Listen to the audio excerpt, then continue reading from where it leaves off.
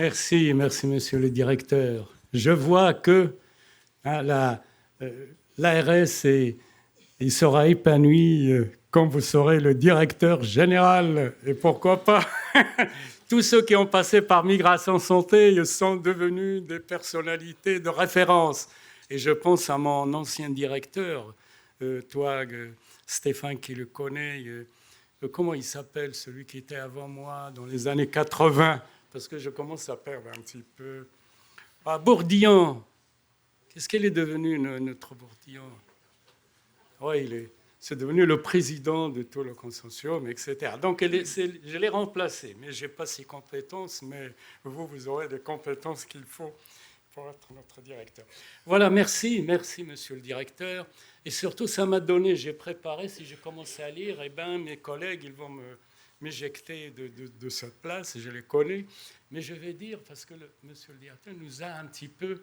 Il m'a donné la perche. C'est pour parler de Migration Santé, effectivement, et pourquoi il a toujours innové. C'est que dans la mouvance des années 1968 ou la fin des années 60, donc tout le monde est beau, tout le monde est gentil, immigrés et citoyens français, les mêmes droits et les mêmes soins. Donc il y avait un groupe de médecins et d'assistante sociale. Donc, je me rappelle de M. Gentilini, que tout le monde connaît. C'était un grand monsieur qui était devenu le président de la Croix-Rouge à un moment donné. Et j'étais dans le service Navaran au rez-de-chaussée. Lui, il avait les 3 étages à la Pitié-Salpêtrière. Et on avait fait un diplôme qui s'appelle La santé dans le monde. Déjà dans les années 80, si tu te rappelles, Stéphane, je pense que tu as participé. Donc, et c'était dans ce sens. Et dans les années 70, c'était la seule association qui s'occupe de la santé des migrants et la santé socio-sanitaire.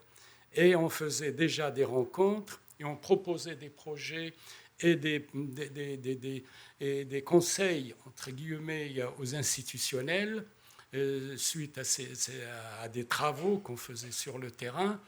Et on a créé un centre de formation. Et ce centre de formation, il se terminait toujours par une réflexion avec les participants pour créer une association. Donc il faut s'imaginer, c'était dans le temps où on a commencé à créer, il y a plein d'associations de terrain, et tout le monde me dit, mais il faut arrêter parce que vos idées, ils seront réparties. Eh bien, j'ai dit, c'est encore mieux s'il y a le savoir qui sera transmis, s'il y en a tellement d'associations et d'acteurs sociaux, c'est ce que Migration Santé et l'on veut. Donc voilà un petit peu le processus de Migration Santé.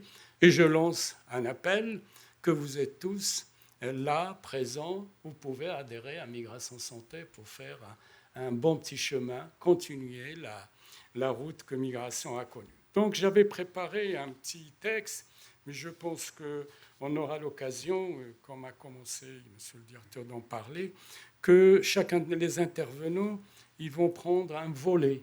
C'est comme un prisme. Et chacun, il va le voir de son côté pour aboutir à quoi? Que l'essentiel, c'est l'être humain. C'est nous. Les lois évoluent, les situations évoluent, et c'est grâce à la réflexion positive que les bonnes décisions se prennent. Donc, comment faire pour que ces jeunes dont on va parler, ce n'est pas dans le sens de défiance, c'est-à-dire de peur. On dit il y a les défis, ça veut dire qu'on a peur de ce qui nous affrontons. Mais si on dit qu'il y a confiance dans l'avenir, confiance dans ces personnes, confiance dans l'autre, dans chacun de nous, eh bien on revient à l'humain que nous sommes. Et l'humain, il faut savoir que notre civilisation universelle, de tous les pays là où ils sont, il est à ses débuts par rapport à l'existence de l'homme sur sa terre. Donc, quelques milliers d'années de civilisation. Avant, chacun disait c'est comme un témoin. Ça passait d'un peuple, d'une communauté, d'une nation à une autre.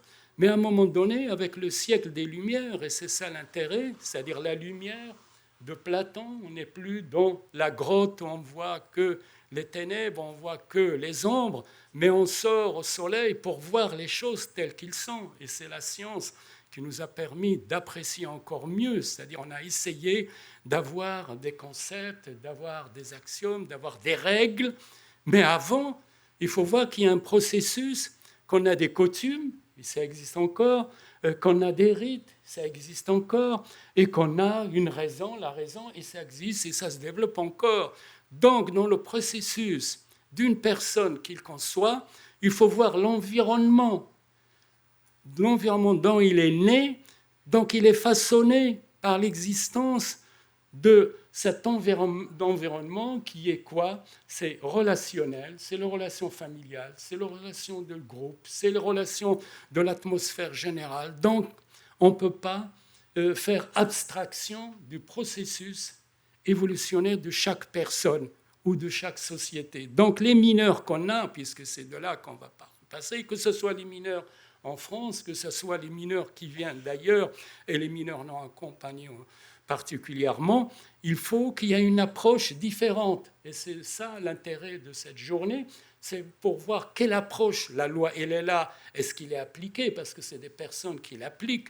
Les autres organes qui s'en occupent d'accueil, eh ben, c'est des personnes, est-ce qu'ils sont compétents, est-ce qu'ils ont la formation, est-ce qu'il faut avoir des moyens, des outils pour qu'ils agissent beaucoup mieux? Et surtout, ces enfants, il faut les prendre dans le sens qu'ils ont un vécu, qu'ils existent, qu'ils ont des sentiments, qu'ils ont des ressentis, qu'ils ont des projets.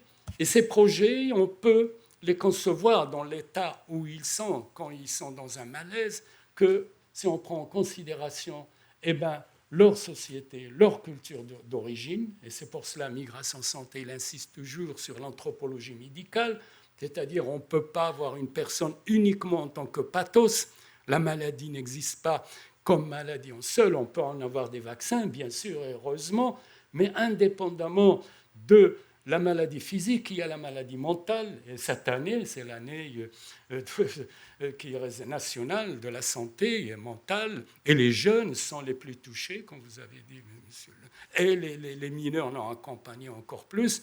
Donc ce processus, ces ruptures qui font déjà dans leur pays, il y a des ruptures, ces ruptures sont accentuées par un processus et un parcours. Là, il passe d'une situation, d'une société, d'une culture, d'une atmosphère familiale, avec son côté affectif, avec son côté autre.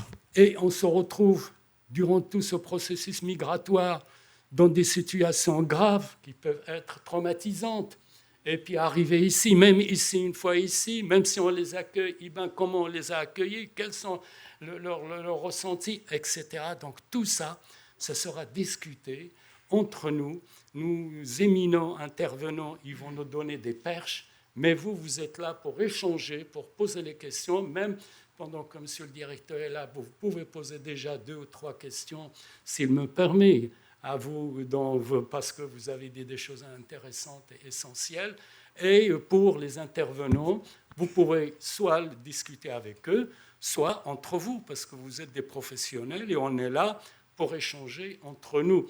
Donc, pour terminer, je laisse la parole à la première séance, c'est qu'il y a des temps, et à ces temps, il faut voir la personne, les migrants, dans leur ensemble et en tant que centre de notre réflexion, centre de notre approche. Et je dirais que nous sommes tous en quelque chose des enfants, parce que ces enfants, nous on l'était, mais les enfants, que ce soit d'ici ou d'ailleurs, sont nos enfants. Et on ne peut appréhender et approcher cette question des mineurs non accompagnés, c'est que lorsqu'on les considère comme nos enfants propres. Et je me rappelle dans les années 70, parce que c'était la période où il n'y avait pas ces peurs qui nous entourent actuellement, ces crises qui se succèdent sans fin, ces conflits qui n'ont pas de sens.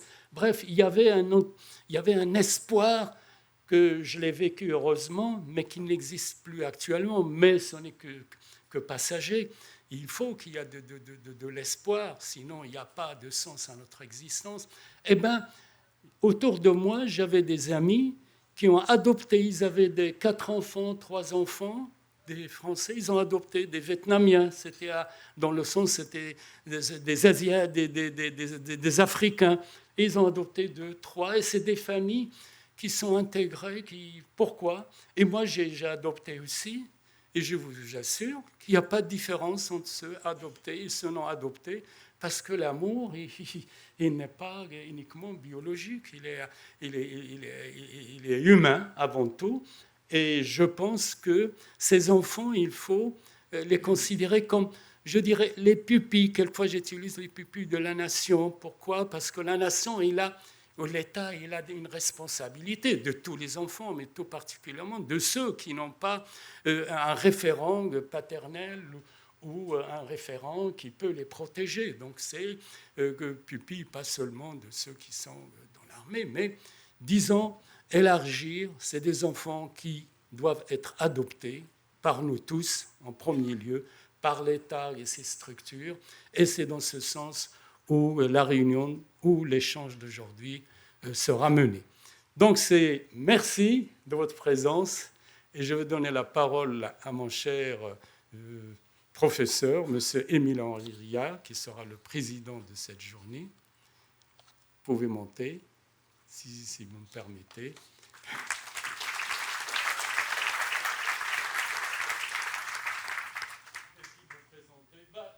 Qu'est-ce que je voulais dire? Je ne vais pas un petit peu relire le programme. Chaque président de séance, il va présenter les intervenants, il dira un mot, et on ira comme ça.